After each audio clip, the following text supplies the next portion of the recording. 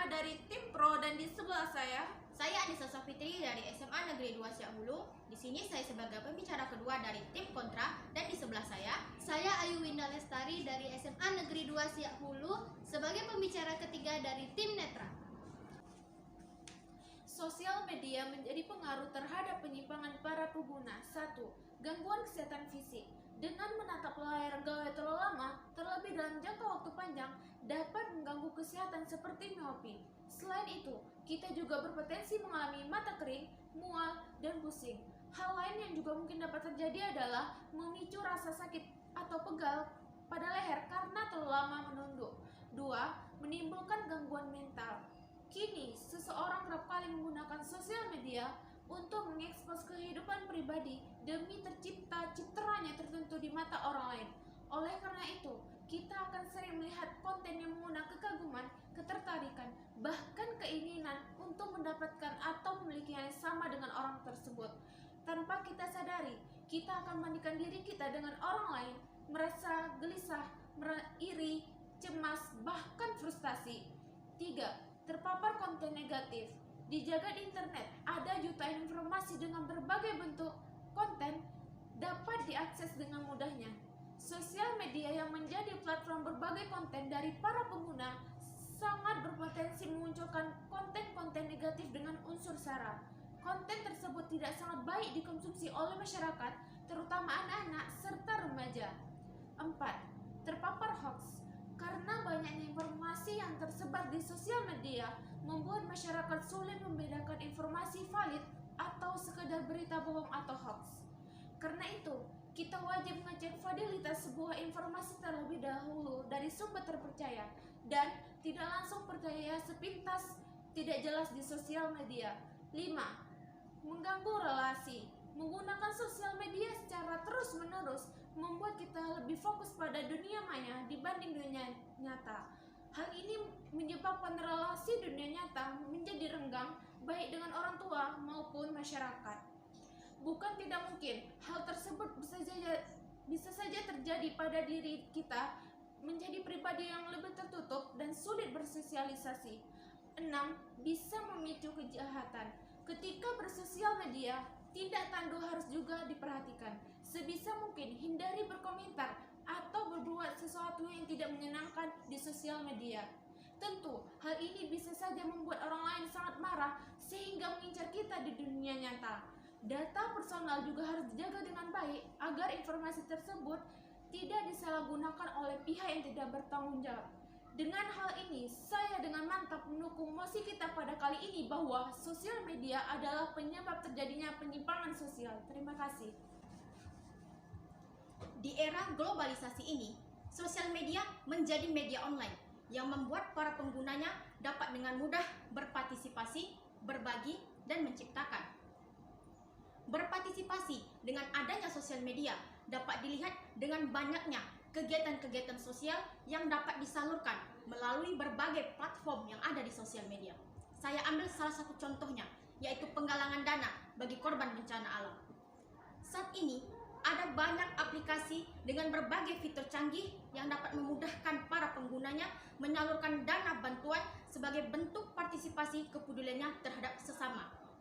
Hal ini tentu saja bertentangan dengan mosi bahwa sosial media adalah penyebab terjadinya penyimpangan sosial.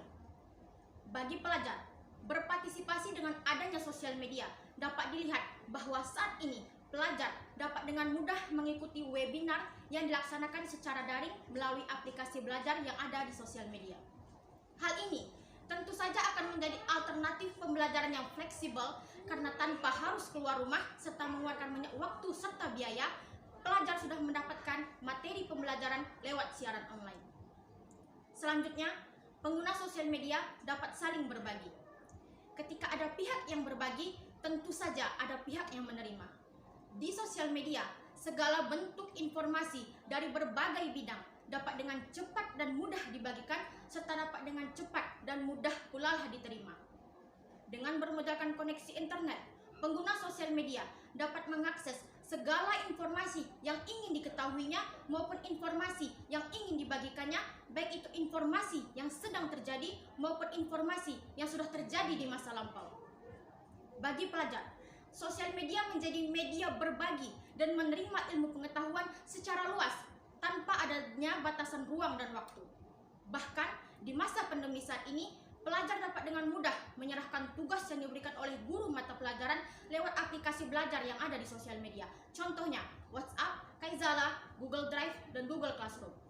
Segalanya menjadi praktis dan mudah dengan adanya sosial media. Kemudian, pengguna sosial media dapat menciptakan.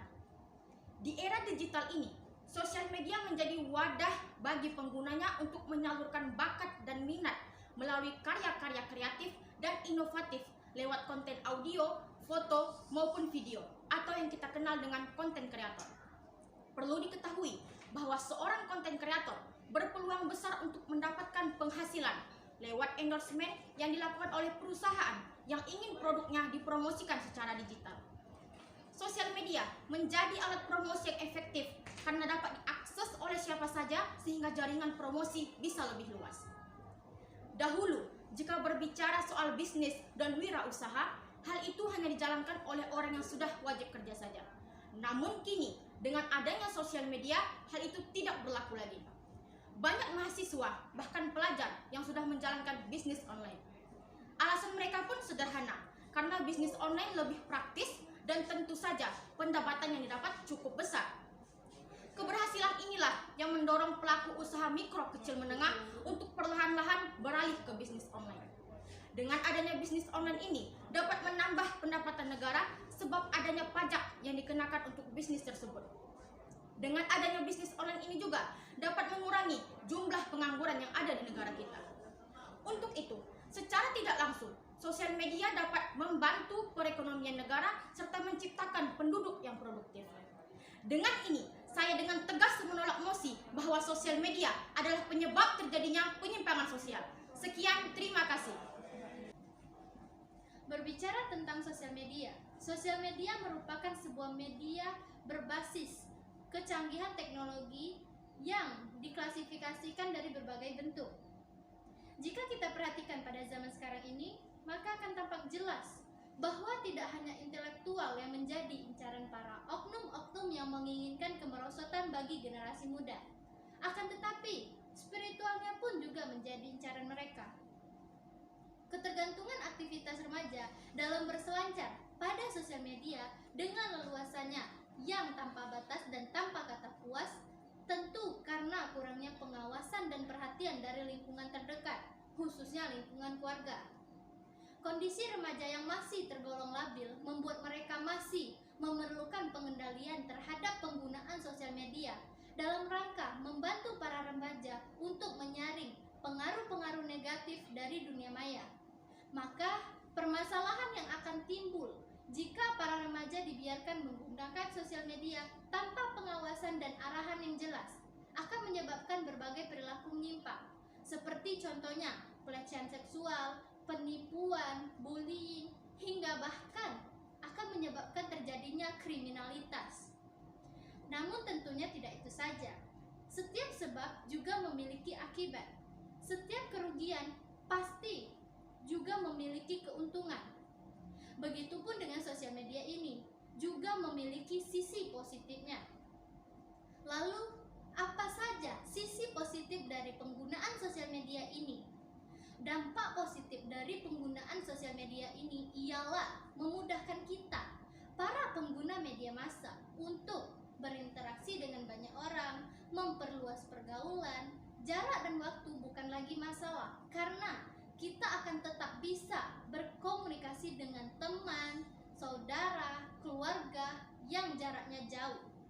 Bahkan tidak itu saja, kita akan lebih mudah untuk mengekspresikan, mengembangkan bakat kita yang mungkin selama ini terpendam. Dengan begitu, tanpa kita sadari dan secara tidak langsung, kita telah ketergantungan dengan sosial media ini. Maka dari itu, kita harus lebih arif dalam menggunakan sosial media ini untuk kepentingan yang positif, membangun interaksi sesuai dengan harapan masyarakat pada umumnya, sehingga